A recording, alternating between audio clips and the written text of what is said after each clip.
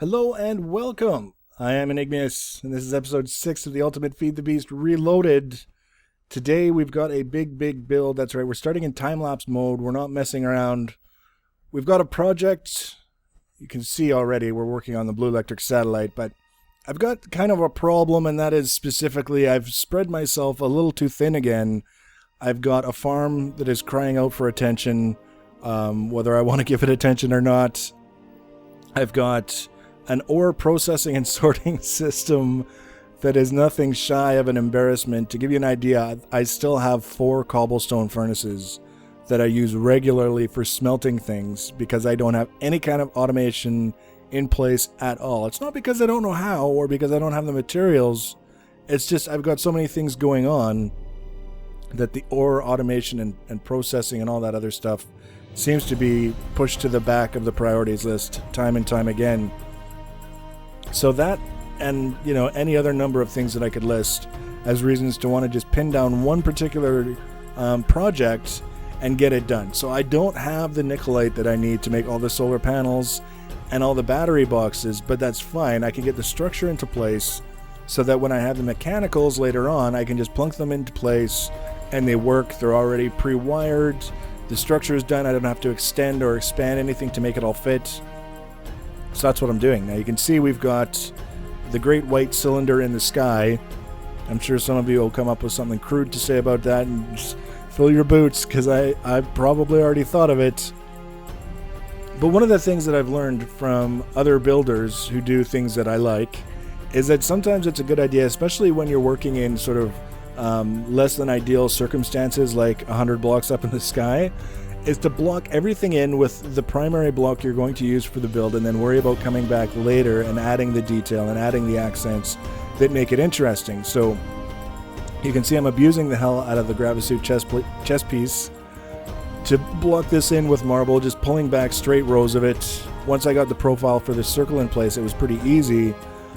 And that's one of the main reasons why I use the Gravisuit. Is it's not necessarily because of the armor or because of exploring, even though I use it for that quite a bit, but for the building. I don't necessarily want to have to use nerd poles and jetpacks anymore. I've done that a lot. I've done some very large builds where it was just me, temporary structures to stand on, and a jetpack to save my ass if I fell.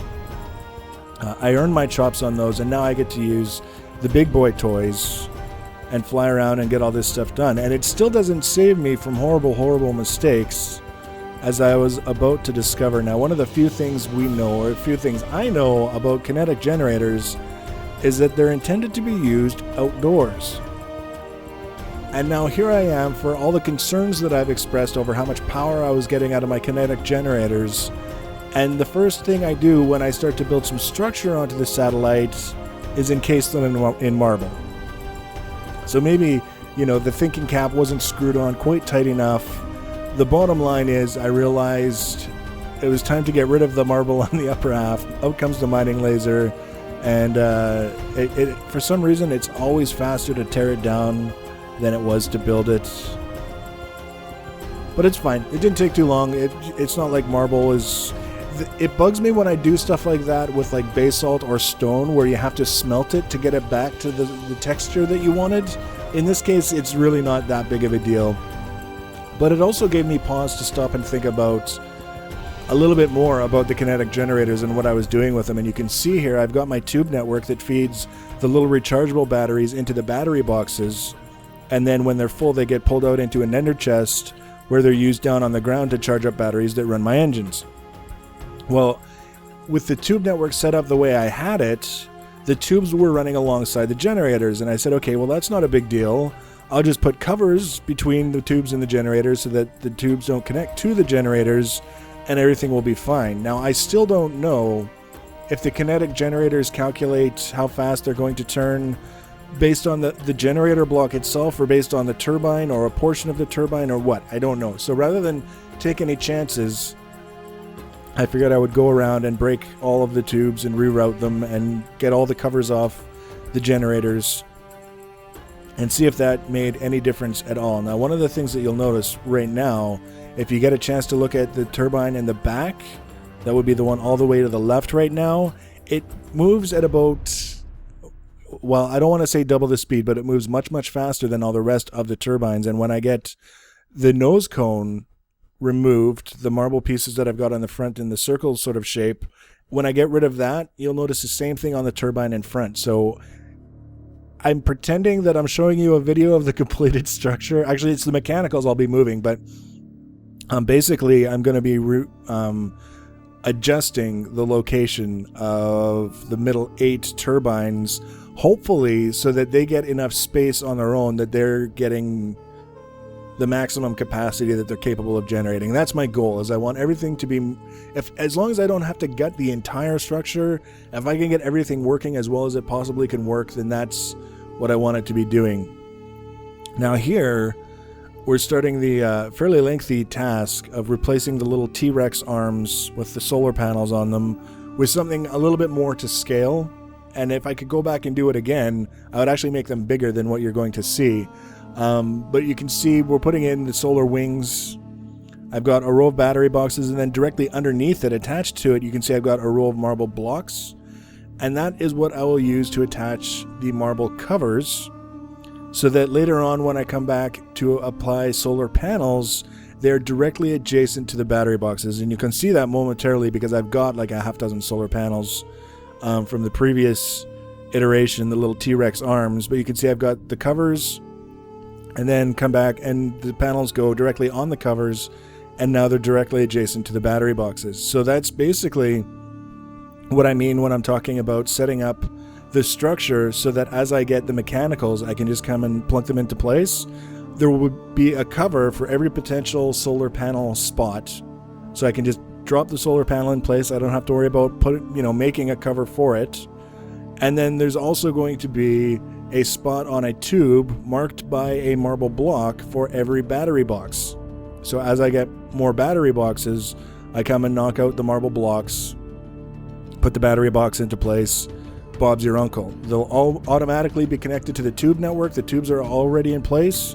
As soon as I put the battery box into place, the system is going to send it an empty Blulectric battery to charge up.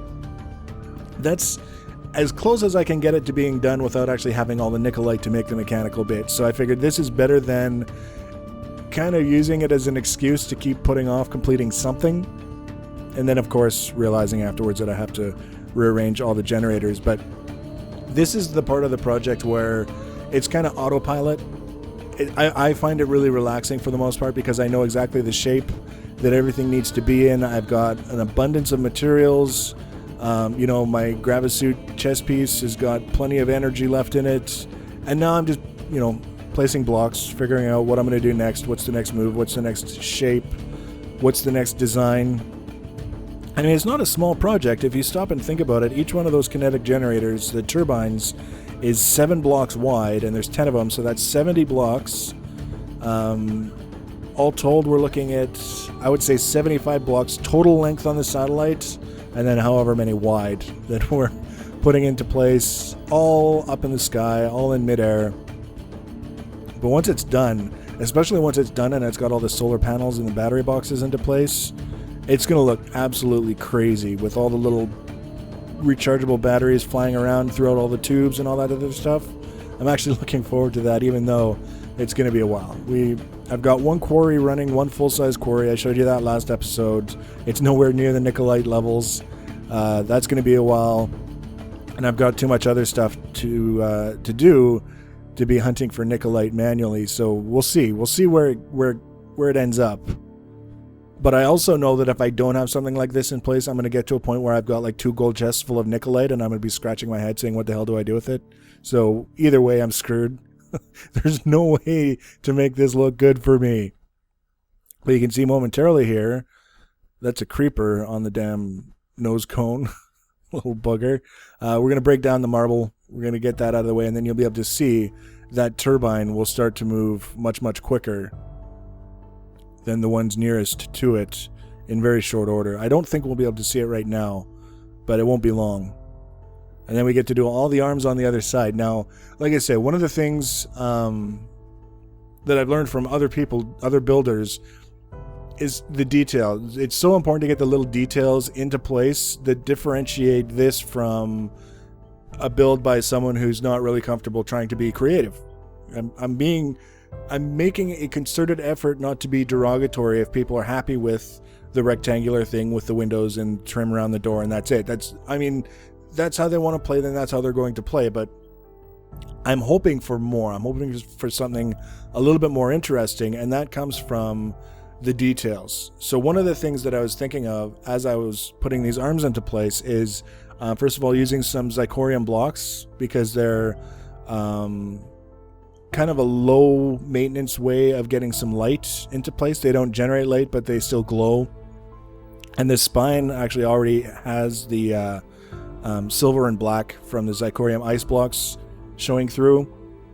So it's a Blulectric satellite. I figured I'd go for some blue zirconium platforms was the block that I chose because they were the cheapest to make.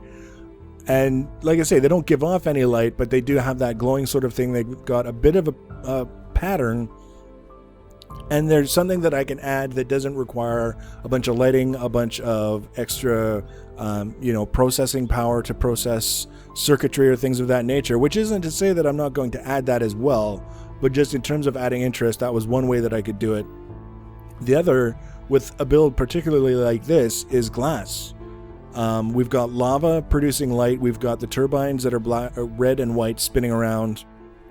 We've got other different colors in that central core that you could not only look up through the glass and see little snippets of, but also having the glass in the bottom of the structure means the light from the lava is going to shine through, and it's going to make the bottom of the structure glow, which is always, I think, a really, really cool effect, especially at night when you've got like this white thing up in the sky and it's glowing and it's got different colors and it's got glowing blue stuff and all kinds of craziness going on.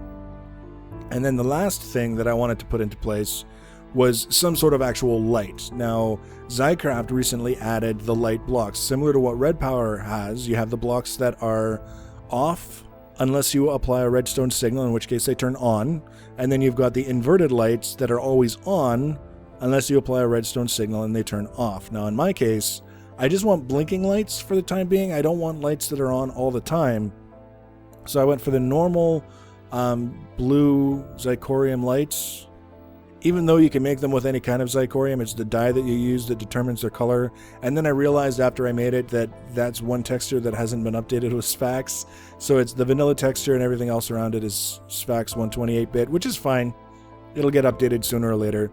But because I wanted it to blink, that meant that I needed redstone repeaters. Now, if you've never used redstone repeaters, they're very, very simple. If you imagine a long line of red alloy wire or jacketed wire covering, say, 10 lights, and you wanted those lights to blink in succession, you would put a redstone repeater just before each light, and it puts a little delay before it allows this signal to continue that carries on all the way down that row. So you can see we're on the underside now. All the wings are done. We got the zirconium ice spine, the silver and black, and then putting in the blue zirconium platforms, which are cool. They're a nice detail. They aren't too busy, I don't think. They don't make you feel like there's too much going on and it's obnoxious. And then the darker blocks that are going in beside it are actually the blue zirconium lights. And then the last thing is a couple of glass blocks spaced evenly in between, and you can see immediately, right versus left, that glowing effect that we're starting to get just by having those couple of glass blocks, in addition to whatever you might see if you're on the ground looking up at it. And then it was just a matter of getting the whole thing wired up with the redstone repeaters, which I didn't actually get any footage of because the way it was in the middle of stuff, it would have been kind of a pain to get any decent footage. But this is it. This is how I've got it done up till now.